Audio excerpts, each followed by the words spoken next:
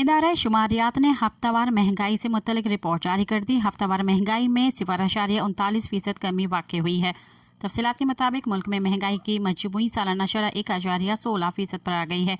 इदारा शुमारियात की रिपोर्ट के मुताबिक हालिया हफ्ते में 21 अशिया की कीमतों में इजाफा हुआ। मुसलसल 7वें हफ्ते चीनी की कीमत में इजाफा रिकॉर्ड किया गया। एक हफ्ते में चीनी औसतन ₹1.01 फ़ी किलो मजीद महंगी हुई। मुल्क में चीनी की औसतन कीमत ₹141.36 फ़ी किलो पर पहुंच गई है। रिपोर्ट्स के मुताबिक केले ₹3.99 फ़ी दर्जन 2.5 किलो, घी का डब्बा ₹16.04 से महंगा, दाल मूंग ₹3.58, जलाने वाली लकड़ी ₹13.14 फ़ी मन महंगी हो गई।